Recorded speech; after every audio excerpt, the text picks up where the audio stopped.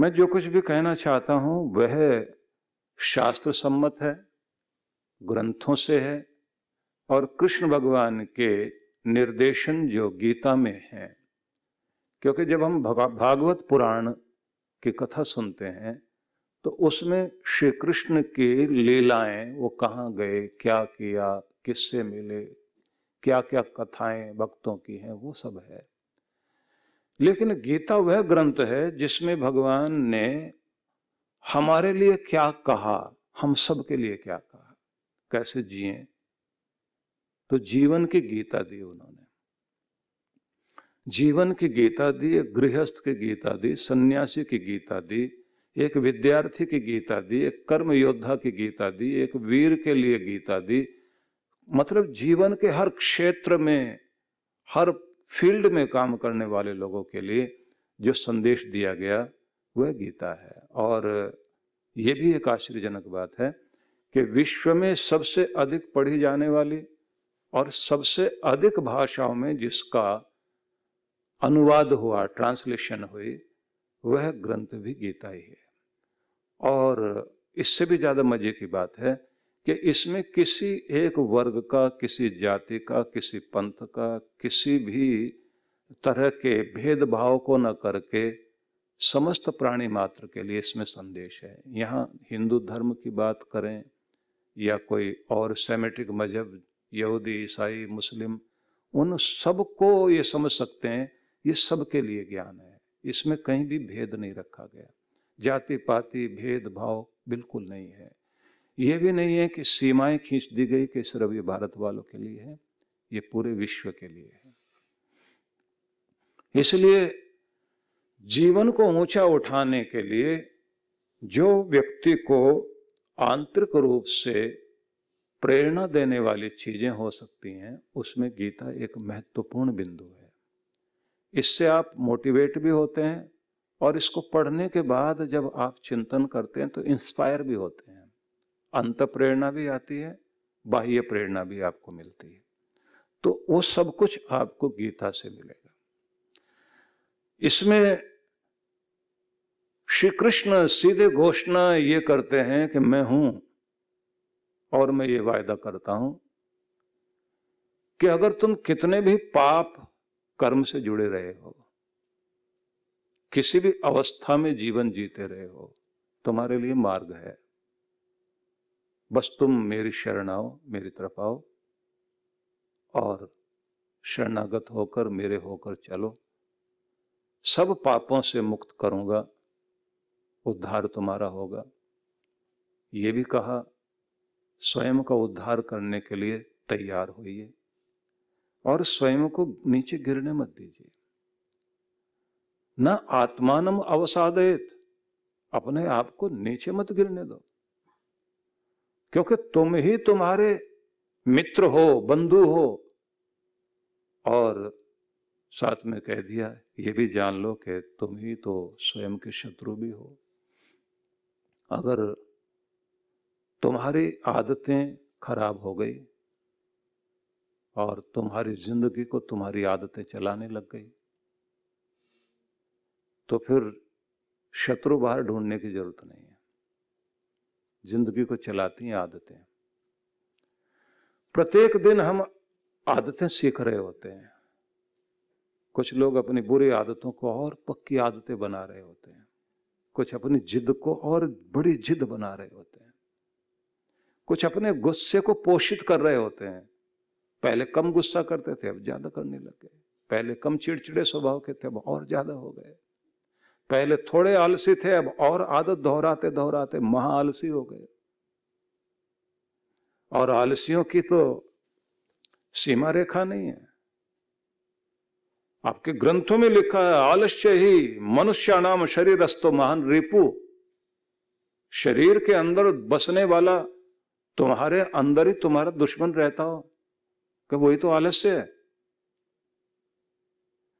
Ignorance होना एक बात है, केयरलेस होना एक बात है, लेजीनेस होना एक बात है। अज्ञान होना, अज्ञानता के कारण आदमी नहीं कर पा रहा हो, एक अलग बात हो सकती है। आदमी लापरवाह है, आदमी जो है आलसी है। ये वो सारी चीजें हैं जो आपको आगे नहीं बढ़ने देती। दूसरों का मोहताज होकर जो अपनी जिंदगी को आगे बढ़ाना चाहता है वो कभी नहीं बढ़ा पाएगा। आपके लिए कोई और एफर्ट नहीं करेगा, आपको खुद करना पड़ेगा। श्री कृष्ण भगवान ने गीता में इस बात को बहुत अच्छे से कहा, उद्धरेत आत्मना आत्मानम न आत्मानम अवसादय। अपना उद्धार स्वयं करना, अपना भला अपने आप को ऊपर उठाने के लिए। वेदों में भी यही कहा, महिमान न ते अन्य न सन्न से, तुम्हारी महिमा को कोई दूसरा नहीं समझेगा। कोई बड़े से बड़ा हाथ तुम्हें आगे नहीं बढ़ा सकता। तुम्हें तो खुद बड़ा होना पड़ेगा, अपने अंदर से अपने आप को जगाना पड़ेगा। नहीं जगाओगे तो फिर तुम जहां पड़े हो वहां से और नीचे जाते जाओगे। और अगर सार में कहें, गीता ये समझाना चाहती है कि अपनी जिंदगी का कार्यक्रम खुद बनाओ, प्रोग्राम खुद बनाओ, अपनी योजना खुद बनाओ, अपनी किस्मत खुद बनाओ। नहीं तो प्रकृति में जैसे आदतें तुमने बना ली हैं, तुम्हारी किस्मत को कोई और बना देगा, और वो भी बदकिस्मत बना देगा। तुम्हारा प्रोग्राम तुम खुद अपना अच्छा प्रोग्राम बनाओ, अच्छा कार्यक्रम बनाओ। नहीं तो बुरा कार्यक्रम तुम्हारा बन रहा है, धूल अपने आप गिरेगी, झाड़ जंकाड़ अपने आप उगेंगे। और एक बड़ी और कमाल की बात, जो क्योंकि मैं भी भूमिका बना रहा हूं आपको जहां लेकर जाऊंगा, एक और चीज गीता में आप देखेंगे जहां बार बार ये कहा है कि बिना कर्म किए कोई भी एक क्षण भी रुक नहीं सकता। कर्म तो करना पड़ेगा, लेकिन सही दिशा में कर्म करो। फिर साथ में यह कहा कि बस एक चीज का ध्यान रखना कि तू अपना कर्तव्य निभाता चल, परिणाम की तरफ मत देख। तेरे फर्ज क्या है, कर्मण्येवाधिकारस्ते मा फलेषु कदाचन। जो तेरा कर्तव्य कर्म है बस उस पे ध्यान दे, परिणाम पर नहीं। परिणाम तेरे हाथ में नहीं, उसके हाथ में, रिजल्ट वो दे रहा है। और अगर तू उसका होकर कर्म करेगा तो कहीं भी किसी भी तरह की कोई जिंदगी में कमी नहीं रह जाएगी। कर्मशील बनाने के लिए कहा कि कर्म योद्धा बनो। बार बार श्री कृष्ण जहां कर्म करने के लिए कहते हैं, साथ में ये भी कहते हैं उठो, उत्तिष्ठ भारत। अर्जुन को कहते हैं, हे भारत उठो। भरतवंशी है वो, उसके वंश को याद करा के बताया गया, तेरे कुल में कितने बड़े बड़े लोग हुए हैं जिन्होंने उठ करके अपनी कीर्ति पाई है, तू भी उठ। और अगर हम आज की भाषा में कहना चाहें, अपनी जिंदगी को गमले की जिंदगी मत बनाना। गमले में उगने वाले जो पौधे होते हैं ना, गमले में उगने वाले जो पौधे होते हैं, वो अगर किसी ने केयर नहीं की, बड़े जल्दी कुमला जाएंगे। पानी देने वाला होना चाहिए, खाद डालने वाला होना चाहिए, धूप दिखाने वाला होना चाहिए, ध्यान रखने वाला होना चाहिए। आप अगर ये बनना चाहते हो, कोई आए हमें खिलाए, कोई आए हमारी टेक केयर करे, कोई आए हमारा ध्यान रखे, गमले में उगने वाले पौधे की तरह अगर जिंदगी बनाओगे तो बहुत जल्दी कुम्भला जाओगे। न किसी आंधी का सामना कर पाओगे, न किसी तूफान का सामना कर पाओगे, न किसी परिस्थिति का सामना कर पाओगे। अगर उगना है तो वह पौधा बनो जो पहाड़ पर भी उग सकता है, जो रेगिस्तान में भी उग सकता है, जो कीचड़ में भी खिल सकता है, विपरीत परिस्थितियों में भी जो खिल सकता है। अगर वो हिम्मत है, वहां कोई पानी देने वाला नहीं है, पाताल से उसकी जड़ें अपने आप पानी खींचती हैं। वहां सूरज की तेज गर्मी सुखाने के लिए आती है, उसके बाद भी अपने अंदर से हरा भरा रखना पड़ता है। इसलिए राजस्थान में उगने वाला शमी वृक्ष, उसको शनि का पौधा मान लिया गया, लेकिन उसको इतना शुभ माना जाता है, उसके पत्ते उठा करके विवाह संस्कार के समय में खीलों की आहुति दी जाती है, उसकी भी आहुति दी जाती है। ये कहने के लिए कि गृहस्थ में प्रवेश कर रहे हो, इस बात को ध्यान रखना। ये पौधा है एक, जिसने कुमलाए हुए पूरे रेगिस्तान के बीच भी हरियाली को कायम रखा। तुम्हारी परिस्थितियां इतनी हो सकती हैं कि तुम्हें कुमलाने के लिए मजबूर कर दे, लेकिन वहां पर भी जो खिलना जानता है, जिएगा तो बस वो। और खीलें दी जाती हैं, विवाह संस्कार का अपना नियम है। खीलें डाली जाती है अग्नि में, जिसको लाजा होम बोलते हैं। धान की खीलें खिली हुई, जिसको देखकर मुस्कुराहट आती है। फूल को प्रसून शब्द से भी, उसका फूलों का एक पर्यायवाची शब्द जो है प्रसून है। एक तो सुमन है, पुष्प तो आप लोग बोलते ही हैं, लेकिन एक प्रसून शब्द भी है। सुमन तो वह है जो मन को अच्छा बना दे, मन को अच्छा, मन को भाए। प्रसून वो है जो कांटों की सेज पर सोया हो और फिर भी खिला हो, वो है प्रसून। कांटों में सोकर भी जो खिलना जानता है। नारायण भगवान के लिए जब आप कहते हैं ना शेष सैया पर लेटे हुए, तो शेष पर वास करना आसान है।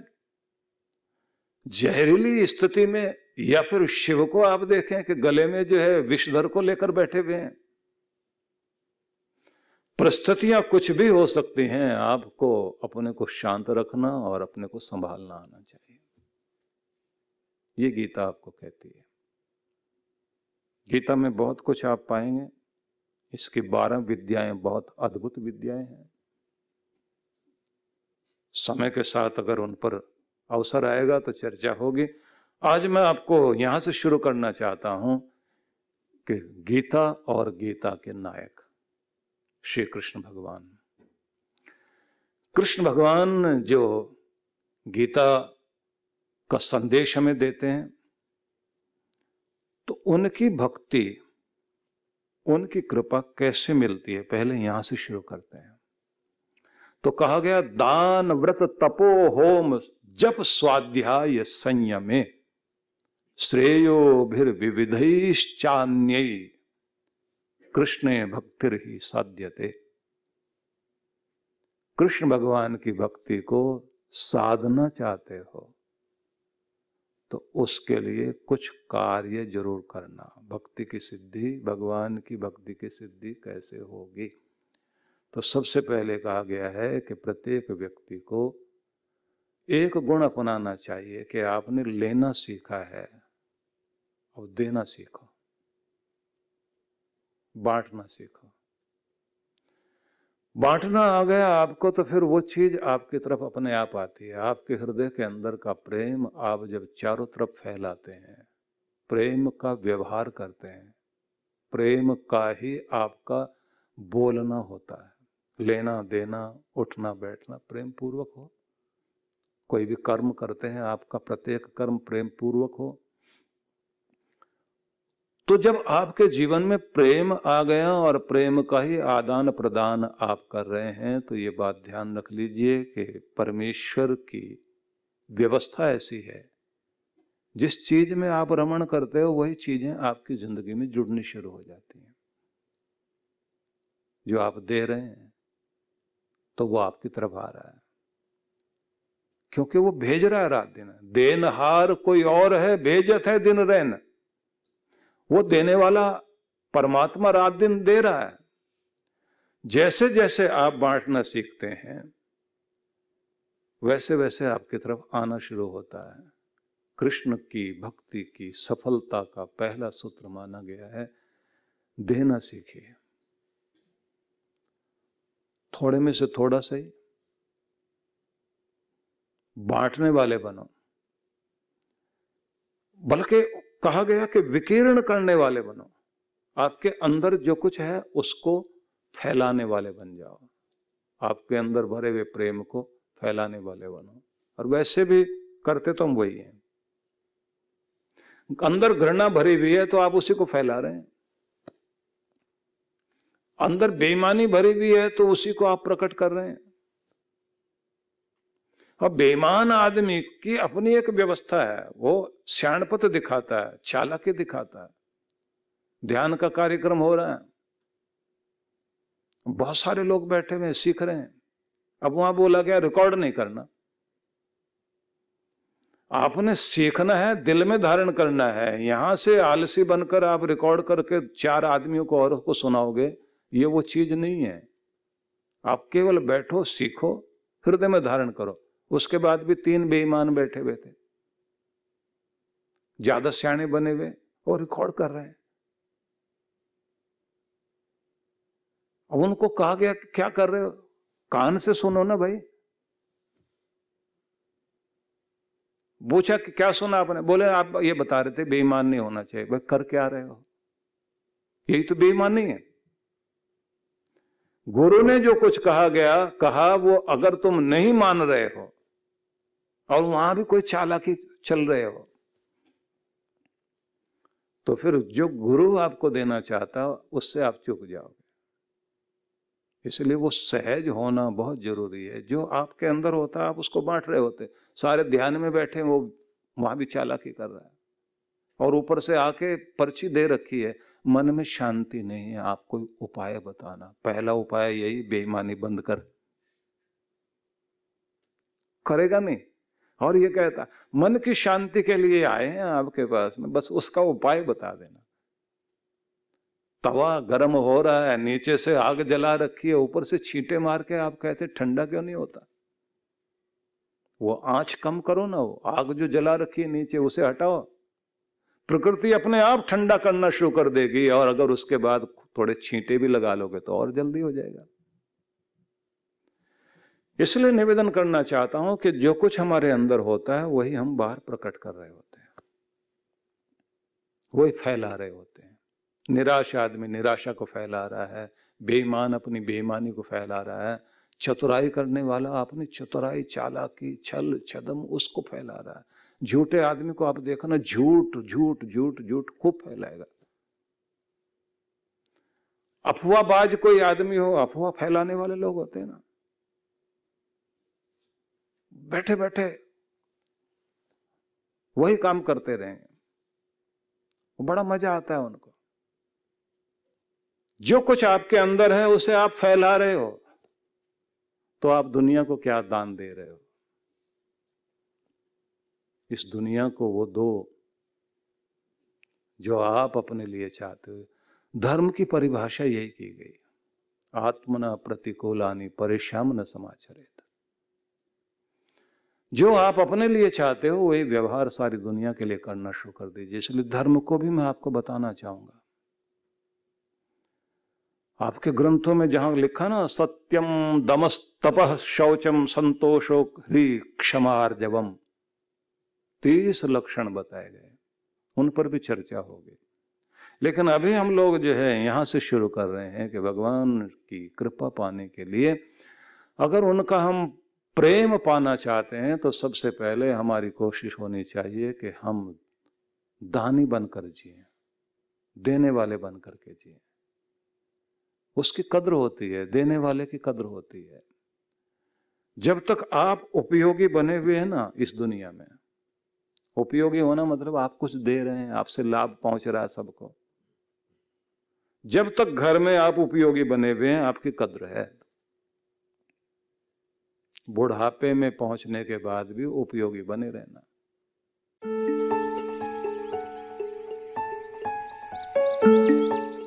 आप सभी भक्तों को मैं ये सूचना देना चाहता हूं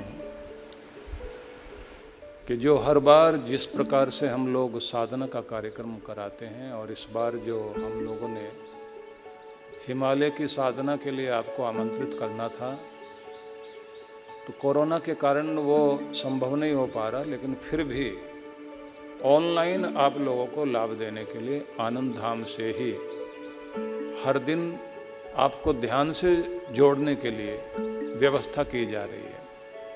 सबसे पहले 5 दिवसीय ब्रह्म शक्ति जागरण ध्यान, इसका शुभारंभ होगा।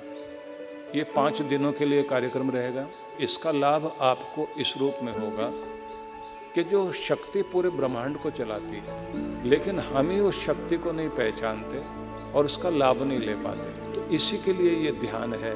7 दिन के लिए 7 दिवसीय चक्र साधना का कार्यक्रम आयोजित किया जा रहा है। इसमें आप अपने अंदर जो ऊर्जा के 7 चक्र माने जाते हैं, इन चक्रों का जागरण करते हुए अपनी शक्ति को ऊपर उठा करके, कुंडलिनी शक्ति को जागृत करते हुए परम शक्ति के साथ उसका मिलान किया जा सके और अपने अंदर अनेक अनेक प्रतिभाओं को जागृत किया जा सके। इसी में एक चीज हम और भी करेंगे जिसको कहते हैं ब्रह्म कवच साधना। एक दिन की ये साधना भी साथ साथ कराएंगे, जिससे आपके चारों ओर एक कवच बन सके भगवान का, आपका ओरा स्ट्रांग हो सके। तो वो सारा लाभ आपको इन 7 दिनों में मिलेगा। यदि आप चांद्रायण तप करने के लिए तत्पर हैं तो फिर मेरा निवेदन ये है कि जो साधना के लिए विशेष रूप से हम लोग सबको बुलाते हैं चांद्रायण साधना, यह 1 महीने की साधना होती है, लेकिन लघु चांद्रायण जो है इसे आप घर बैठे भी कर सकेंगे। और इस साधना में आप देखेंगे कि आत्मशोधन, स्वर्ग प्राप्ति और पाप विमोचन की जो क्रियाएं हैं, जिससे अंतःकरण की शुद्धि हो सके, पंचभूत और पंचतन मात्राओं की शुद्धि हो सके, उसके लिए जो है ये चांद्रायण तप, अनुष्ठान और यज्ञ इसमें शामिल होता है। लेकिन इसमें आप लोग जो है 7 दिनों तक इसका ध्यान कर सकेंगे। और अगर पूरा लाभ लेना है तो चांद्रायण तो आपका तब निभेगा जब आप एडवांस कोर्स ध्यान का, चक्र साधना वाला और साथ में चांद्रायण तप की साधना भी साथ साथ करें। इसमें साथ साथ में गायत्री साधना को भी जोड़ा जाएगा। तो इसलिए मैं निवेदन करता हूँ कि इस साधना के लिए तैयारी कर लीजिए। तो सभी के लिए बहुत बहुत आशीर्वाद।